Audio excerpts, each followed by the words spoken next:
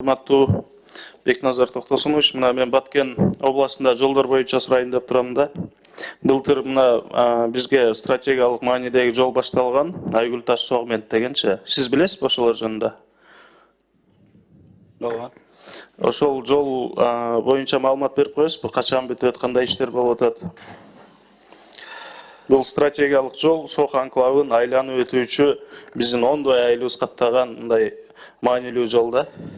Айгүл таш Согмент жолу мындан бир нече жылдар боюнча сиз айткандай Сок анклавын айланып өтүп, андан ары Таян, Кыштоот, Зардалыга чейинки барган жол. Биз былтыркы жылы Айгүл таш тоосу тараптан баштап асфальт төшөө иштерин киргизип, аны четинен жасап келип атабыз. Экинчи тарабы ошол Зардалыга барып аткан тарабынан дагы уже курулуш иштерин баштадык. Ал жерде азыр жардыруу жолу менен иш жүрүп атат. Биз ал жолду эмки жылы күзгө чейин толугу менен бүтүрөбүз деп азыр ошонун аракетин көрүп атабыз. Курулуш токтогон жок, азыр деле жүрүп атат. Жок, сиз Зардалы боюнча президент өзү да барып тапшырмаларды койду. Айгүл таш Согмент жолу ошол жерде бир аз иш мындай жайлап калды да.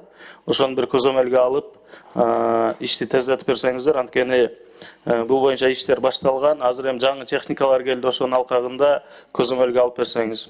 Андан сырткары мына Исхак болуп аткан айыл өкмөтүндө Жеңиш айылында 2 чакырымга жетпеген 2 чакырымдай Бабаназаров деген жолду Апсаттар Токтоболовичта былтыр убада кылган эле.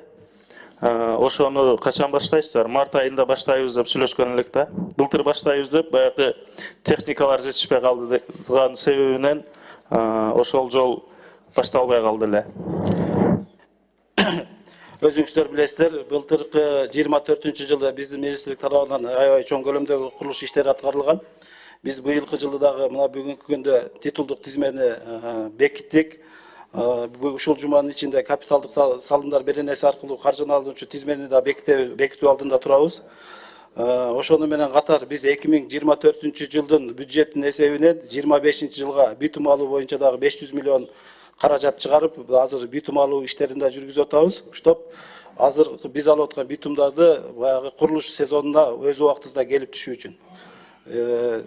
Быйылкыга караганда, былтыркыга караганда дагы быйыл биз чоң курулуштарды улантабыз. Ошону менен катары сиз айткан курулуштарды дагы. Бабаназаров жолуну жазып алсаңыз, март айында былтыр жасамак, министр менен сүйлөшкөндө былтыр үлгүрбөй калды, март айында баштайбыз деп 2 чакырым былтыр титулдук тизмеге өзгөртүү киргизилген болчу. Ошону тактап туруп мага кат жүзүндө маалымат берип койсоңуз. Андан сырткары мына Төрткүл айыл өкмөтүндө Жаңы жер Чоң Тала жолу бар. Жалпы чакырым 4 километр 100 метрди түзөт, 1 километри 2018-жылы жасалган, жана 3 километр 100 метри турат да. Ушул боюнча сиз билесизби? Баткенде жолдорду жакшы билет экенсиз, мен түшүнгөнүм боюнчачы.